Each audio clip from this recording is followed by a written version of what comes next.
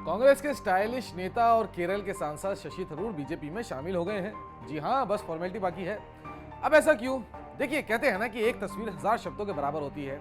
और ये तस्वीर जो आप अपनी अभी स्क्रीन पर देख रहे हैं, ये तो भाई साहब शब्दों के बराबर ही नहीं, ये तो बोलने भी लगी है। शशि थरूर और बीजेपी के राष्ट्रीय उपाध्यक्ष एक ही फ्लाइट के साथ साथ सीट पर नजर आए। और देखिए, बीजेपी के जो नेता हैं उन्होंने इसको ट्वीट करके ये भी लिखा, आखिरकार हम एक ही दिशा में साथ चल पड़े हैं। अब भाई साहब, आप लोग मुझे बताइए कमेंट सेक्शन में कि ये कौन सी दिशा में साथ चल पड़े हैं। लेकिन सवाल अब ये उठता है कि क्या थरूर साहब का कांग्रेस से मोह भंग हो रहा है? क्या थरूर साहब का कांग्रेस में दम घुटने लगा है?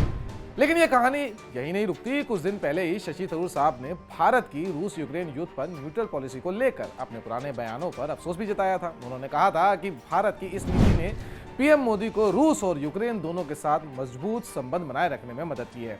आज भारत के पास एक ऐसा प्रधानमंत्री है जो व्लादिमीर ज़ेलेंस्की और व्लादिमीर पुतिन दोनों को गले लगा सकता है। हम दोनों जगहों पर यानी कि रूस और यूक्रेन पर स्वीकार किए जाते हैं। साथ ही साथ मोदी और ट्रंप मुलाकात भी भारत के लिए फायदेमंद रही है। ऐसे इनके स्टेटमेंट्स आए थे और इन्हीं सभी चीजों को लेकर इन्होंने पीएम मोदी की तारीफ भी की थी। अब इसके बाद विदेश मंत्री एस जयशंकर ने भी कहा कि देखिए भाई, हम भी हमेशा कांग्रेस नेता शशि थरूर की समझ और फैसलों का सम्मान करते हैं, खासकर सरकार से जुड़े मामलों में। चलिए, मोदी जी को तो आप छोड़िए, इन्होंने तो केरल की वामपंथी सरकार की भी तारीफ कर दी। और ये बयान आया ठीक उस वक्त जब कांग्रेस के भीतर मोदी सरकार की नीतियों को लेकर आलोचनाओं का दौर जारी है। क्या ये थरूर साहब का बदलता रुख है? और दोस्तों, बीजेपी ने तो थरूर के इस बदले रुख का जोरदार स्वागत भी किया है। बीजेपी के वरिष्ठ नेता रविशंकर प्रसाद ने कहा कि अगर अन्य कांग्रेस नेता भी सच्चाई स्वीकार कर लें तो ये देश के लिए अच्छा होगा। लेकिन सवाल ये है कि क्या थरूर साहब वाकई में बीजेपी की ओर बढ़ रहे हैं? क्या उनका हाथ पकड़ने वाले हैं? अब ये अटकलें तेज हुई तो शशि थरूर साहब ने तुरंत सफाई दी। उन्होंने कहा, नहीं, ये मेरी जो टिप्पणी है ना, एक भारतीय नागरिक के रूप में है मेरे भाई, ना कि किसी राजनेता के तौर पर। और उन्होंने बीजेपी में शामिल होने की संभावना को सिरे से खारिज भी कर दिया। लेकिन दोस्तों, क्या ये सिर्फ एक सफाई है या फिर एक सियासत का नया खेल? क्योंकि देखिए, जो अब हम आपको आगे बताने वाले उससे आप सारी बात इन डेप्थ समझ जाएंगे। देखिए, थरूर साहब को सीएम बनना है। हाल ही में इन्होंने कांग्रेस के नेतृत्व में कमी भी दिखाई थी और कहा था कि भाई देखो, मुझे बहुत चिंता हो रही है, कांग्रेस के नेतृत्व में अभी बहुत सारी कमी है। और यह भी कहा था कि पार्टी के भीतर नेतृत्व की कमी एक गंभीर समस्या है। अगर कांग्रेस अपनी सीमित वोट बैंक से ही काम करती रही तो उसे केरल में तीसरी बार विपक्ष में बैठने का सामना करना पड़ेगा। केरल में नेतृत्व के मामले में अगर देखा जाए तो देखो, मैं दूसरे नेताओं से ना काफी आगे खड़ा होता हूं। अगर पार्टी मुझे सोचती है कि भाई मैं यूजफुल नहीं हूं तो देखा जाएगा, लेकिन अगर सोचती है कि मैं यूजफुल हूं तो मैं पार्टी में अवेलेबल हूं।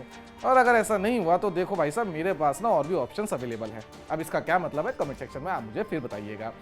साथ ही आपको देखिए याद भी दिला दें कि ये वही थरूर साहब है जिन्होंने 2022 में कांग्रेस अध्यक्ष पद के लिए चुनाव भी लड़ा था, लेकिन मल्लिकार्जुन खड़गे के सामने ये हार गए थे। अब हम सभी को पता है कि उनके सामने क्यों हारे थे, क्या सिनेरियो था, समझ रहे हैं ना आप।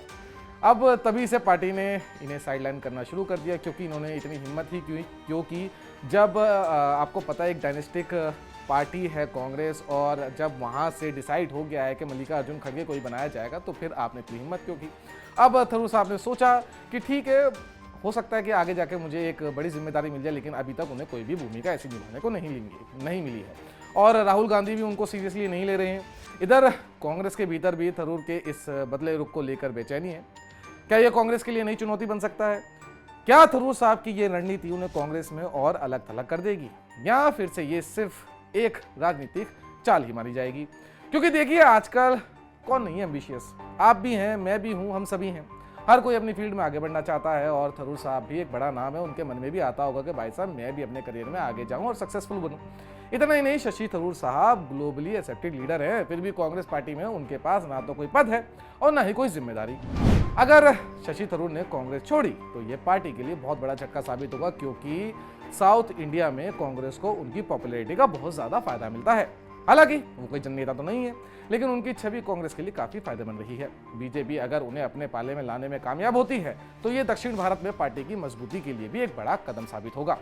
अब दोस्तों आप ही बताइए, आपकी क्या राय है? क्या शशि थरूर का ये बदलता रुख सियासत का नया अध्याय लिखेगा, या फिर ये सब सिर्फ एक सियासी ड्रामा है? कमेंट्स में जरूर बताइएगा। और हाँ, इस वीडियो को लाइक करें और शेयर करना ना भूलें, और वो जो बेल आइकन आ रहा है उसको जरूर दबा दें, क्योंकि हम आपके लिए ऐसी ही धमाकेदार स्टोरीज लाते रहेंगे। फिर मिलेंगे एक और नई वीडियो में, तब तक देखते रहिए आयन भारत।